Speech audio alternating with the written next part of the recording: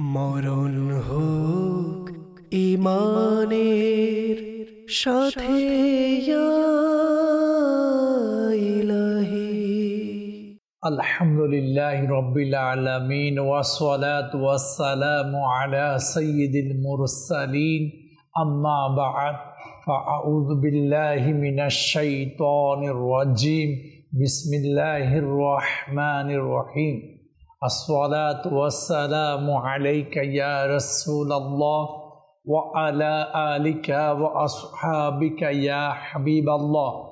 আসসালাতু ওয়াসসালামু আলাইকা ইয়া নবী আল্লাহ ওয়া আলা আলিকা ওয়া আসহাবিকা ইয়া নূর আল্লাহ। প্রিয় ইসলামী ভাইরা, মাদানী চ্যানেলের দর্শকবৃন্দ, ঈমানের সুরক্ষা অনুষ্ঠান দেখার আমন্ত্রণ জানাচ্ছি। ঈমান বড় নিয়ামত, কারণ ঈমান থাকলে জান্নাত, ঈমান না থাকলে জাহান্নাম। আর ঈমান সুরক্ষা থাকলে আযাব থেকে মুক্তি, ঈমান সুরক্ষা না থাকলে আযাবে গ্রেফতার। আসুন আমরা ঈমান সম্পর্কে বিভিন্ন ধরনের কথা শোনার আগে দরুদ শরীফের ফজিলত সম্পর্কিত হাদিসে মুবারাকা শ্রবণ করি।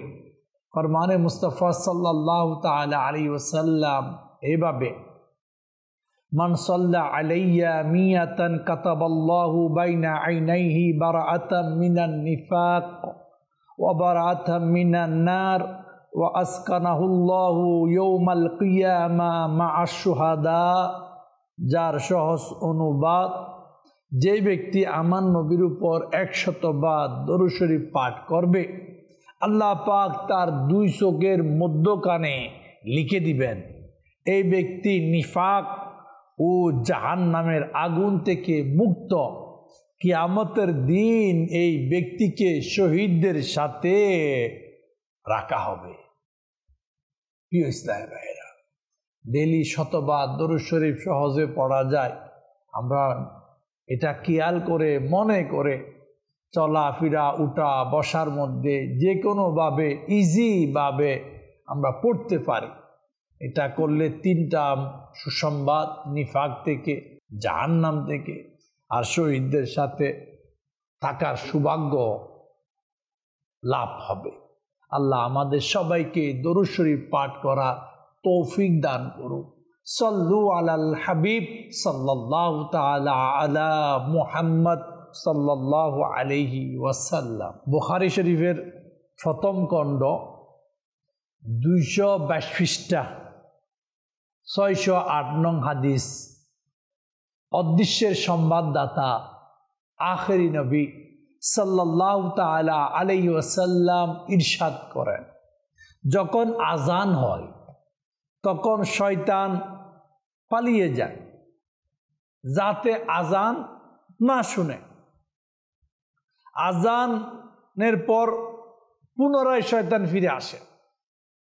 যখন ইকামত হয় তখনও পালিয়ে যায়। ইকামতের পর শয়তান এসে নামাজীদেরকে কুমন্ত্রণা দিতে শুরু করে এবং তার ভুলে যাওয়া বিষয় সম্পর্কে বলে, অমুক বিষয়টি মনে করো। এক পর্যায়ে নামাজির স্মরণ থাকে না সে কত রাকাত নামাজ পড়েছে। এই হাদিসের ব্যাখ্যায় হাকিমুল উম্মত হযরত মুফতি আহমদ ইয়ার খান নাইমি রহমতুল্লাহি তাআলা আলাইহি এই হাদিসের ব্যাখ্যা এইভাবে করেন, এখানে শয়তান পালিয়ে যাওয়ার প্রকাশ্য অর্থ হচ্ছে আজান শয়তানকে প্রতিরোধের প্রভাব বিস্তার করে। আর আজানের কারণে মহামারী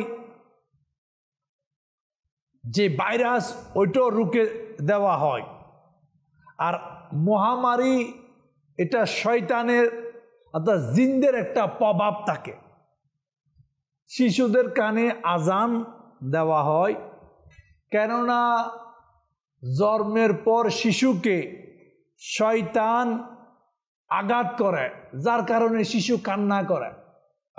আপনি বলবেন এটা তো নর্মালি শিশুরা কান্না করে, কিন্তু আপনি দেখবেন যখন আজান দেয় কান্নারত শিশু চুপ হয়ে যায়।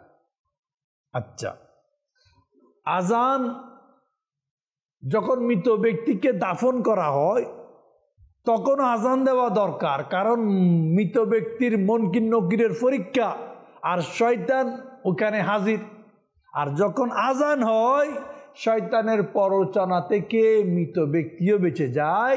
মনকির নকিরের প্রশ্নের জবাব আনসার দেওয়া মৃত ব্যক্তির জন্য আজানের কারণে সহজ হয়ে যায়। আর মৃত ব্যক্তিকে যখন দাফন করে আজান দেওয়ার কারণে কবর একটা বেসিকলি নতুন জায়গা, নতুন ঘর, আর আজানের কারণে মৃত ব্যক্তির মন, দিল নতুন কবর, নতুন জগতে বসে যায়। আজানের অনেক উপকার আছে। আপনি দেখবেন নামাজের মধ্যে আমাদের ভুলে যাওয়া জিনিসের কথা মনে পড়ে যায়। মুফতি আহমদ ইয়ার খান আলাইহি রহমতুর রহমান উনি উনার কিতাব আরও লিখেন, এটা হচ্ছে প্র্যাকটিক্যালি অভিজ্ঞতা। উনি বলেন আপনার অভিজ্ঞতা এমন আছে, সবার আছে, নামাজে ওই সকল বিষয় স্মরণে এসে যায় যা নামাজের বাইরে মনে পড়ে না। এর দ্বারা প্রতীয়মান হয় আল্লাহ পাক শয়তানকে মানুষের অন্তরে প্রাধান্য বিস্তার করার ক্ষমতা দিয়েছে মানুষের পরীক্ষার জন্য। যতই চেষ্টা করা হোক না কেন সে কুমন্ত্রণা থেকে, অর্থাৎ শয়তানের কুমন্ত্রণা থেকে পরিপূর্ণভাবে মুক্তি পাওয়া যাবে না। অর্থাৎ শয়তানের কুমন্ত্রণা থেকে কেউ বাঁচতে পারবে না। শয়তান কুমন্ত্রণা দিবে, উচিত বান্দা সেই কুমন্ত্রণার প্রতি খেয়াল না দেওয়া, নামাজ পড়তে থাকা। যেমন খাবারের মধ্যে মাছি পড়ে, তাই বলে কি খাবার আমরা ছেড়ে দিই? অনুরূপ শয়তানের কুমন্ত্রণা, শয়তান অসওয়াসা দিবে, কুমন্ত্রণা দিবে, তাই বলে আমরা নামাজের খেয়াল একাগ্রতা থেকে যেন গাফিল না হই, শয়তানের কুমন্ত্রণাকে প্রতিহত করি। আল্লাহ পাক বুঝার তৌফিক দান করো। আল্লাহ পাকের রেজামন্দি হাসিলের জন্য নামাজ পড়ি, ইনশাআল্লাহ দুনিয়া উপকার হবে, আখিরাতেও আমরা উপকার পেতে থাকব। যেমন এটা মনে রাখা দরকার, যখন কোনো দুনিয়াবি কাজের জন্য ওজিফা বা আমল করা হয় তাতে সওয়াবের নিয়ত করা উচিত। যেমন আমি এই নামাজ পড়তেছি আল্লাহ তাআলা সন্তুষ্টি যেন আমার আয় ইনকামে বরকত হয়। আমি এই নামাজ পড়তেছি আল্লাহ তাআলা সন্তুষ্টির জন্য রোগ থেকে যেন শিফা পেয়ে যায়। আমি এই নামাজ পড়তেছি মাওলার সন্তুষ্টি যেন ঋণ মুক্ত হয়ে যায়। আমি এই নামাজ পড়তেছি আল্লাহ তাআলা সন্তুষ্টির জন্য আমি নেক সন্তান পেয়ে যাই, ভালো ঘরের নেককার মেয়ের সাথে যেন আমার শাদী হয়ে যায়। অর্থাৎ যে কোনো কিছু করার আগে নিয়তটা ভালো রাখি, মাওলার সন্তুষ্টির জন্য নামাজ পড়ি, ইনশাআল্লাহ দুনিয়াও পাওয়া যাবে, আখিরাতও পাওয়া যাবে। আল্লাহ পাক বান্দার দিলের হাজত, দিলের হাল সম্পর্কে জানে। যে কোনো মুশকিলাত, যে কোনো মুসিবত থেকে মুক্তির জন্য, যে কোনো সমস্যা থেকে মুক্তির জন্য যদি আমরা চাইলে সোয়াবের নিয়তে মাওলার সন্তুষ্টির জন্য ডেলি 2 রাকাত সালাতুল হাজাত নামাজও পড়তে পারি, ইনশাআল্লাহ এর বরকত দুনিয়া তো হবে, আখিরাতও হবে। আল্লাহ বুঝার তৌফিক দান করুক। জামে সগীর কিতাবের মধ্যে রয়েছে নুরানি রাসূল সাল্লাল্লাহু তাআলা আলাইহি ওয়াসাল্লাম ইরশাদ করেন এভাবে, যখন তোমাদের মধ্যে কেউ নামাজ পড়ে তখন বিদায়ী আখেরি ব্যক্তি নিয়ায়, জীবনের শেষ নামাজের নিয়ায় যেন নামাজ আদায় করেন। এখন আর কখনো দ্বিতীয়বার নামাজ পড়তে পারবো না। তার মানে কি? ইমাম গাজ্জালী রাহমাতুল্লাহি তাআলা আলাইহি এই হাদিসের ব্যাখ্যায় খুব সুন্দর বলেছেন। ওই ব্যক্তির মতো নামাজ পড়ো যে নিজের নফসকে ত্যাগ করেছে, নিজের আকাঙ্ক্ষাকে পরিত্যাগ করেছে এবং নিজের জীবনকে বিদায় দিয়ে বাই বাই আপন প্রতিপালকের নিকট যাচ্ছে। আপনি আমি যখন নামাজে দাঁড়াই, আমার নবীর ফরমান মোতাবেক নামাজ পড়ি, যেমন ইশারের নামাজ পড়ব, হতে পারে এটা আমার জীবনের শেষ নামাজ, ওই ধরনের নামাজ আমার নবী আমাদেরকে পড়তে বলতেছে। সকাল হবে আর কোনো গ্যারান্টি নাই। ঘুমের মধ্যে অ্যাভেলেবেল মানুষ মারা যায়। কেউ সকালে নামাজ পড়ে ঘর থেকে বের হয়েছে জুমরের আগে নাই, কেউ জুমরের নামাজ পড়ছে আসরের আগে নাই, কেউ আসরের নামাজ পড়ছে মাগরিবের আগে নাই, কেউ মাগরিবের নামাজ পড়ছে ইশারের আগে নাই। 5 ওয়াক্তের যে কোনো একটা টাইমে তো মানুষ মারা যায়। আর মত কখনো বলে আসে না। যেমন কোনো ফাঁসির আসামিকে যদি 2 রাকাত নামাজ পড়তে দেয় সময় কর্তৃপক্ষ, সে কিভাবে নামাজ পড়বে? আমাদের মতো কি তারা ওরা নামাজ পড়বে?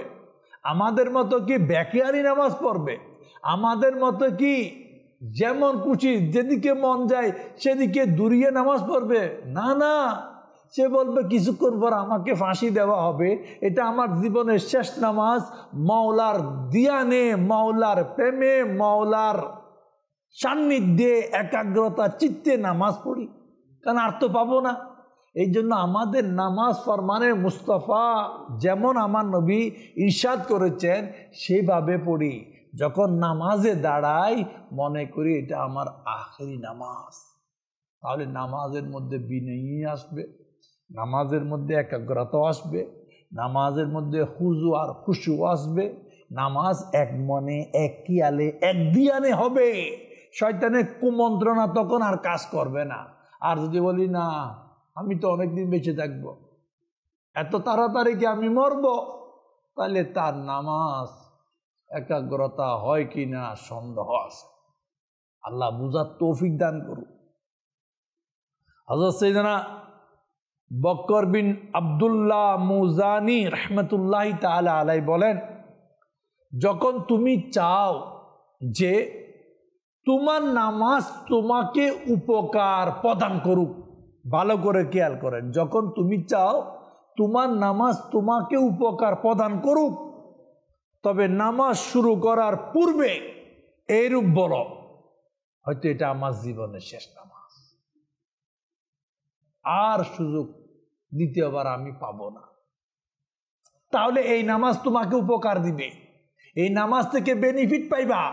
এই নামাজের বদলাই মাওলার রাজামন্দি, দুনিয়ার মুশকিলাত, যত ধরনের পেরেশানি সব থেকে উপকার পাওয়া যাবে। কিন্তু আফসোসের বিষয় এই ধরনের নামাজ আমাদের হয় না। আজকে নামাজে গেলে আমাদের কি বলবো আমি আপনাকে, দুনিয়ার সমস্ত কাজ বর্তমানে সুন্দরভাবে আঞ্জাম দেওয়ার জন্য আমরা স্থিরভাবে আদায় করি। নামাজে গেলে আমরা 4G 5G হয়ে যায়। আপনি জানেন নামাজে যখন বান্দা কেরাত পড়ে, কেরাত যথাযথভাবে শুদ্ধভাবে তরতিলের সাথে নামাজের কেরাতের যে ধরনের হক এভাবে আদায় করা তার জন্য ফরজ। কিন্তু অনেকে বলে না আমাদের সময় দোয়াই কুনুত পারি, এখন পারি না। এমনি বলো তো বাবা, তো আসতেছে না, তো নামাজে তখন পারি, কেমনে পারে? নামাজের সময় তাশাহুদ যখন বান্দা পড়ে, তাশাহুদের মধ্যে তাশাহুদের প্রতিটি শব্দ বান্দা আদায় তার জন্য ওয়াজিব। সেই জন্য বলা হচ্ছে নামাজ যখন বান্দা পড়ে এক দিয়ানে, এক কিয়ালে, এক মনে ফরজ যথাযথ আদায় হয়, ওয়াজিব যথাযথ আদায় হয়, সুন্নত যথাযথ যেন আদায় হয়, সেদিকে খেয়াল রাখা দরকার। কিন্তু আমরা রাখি।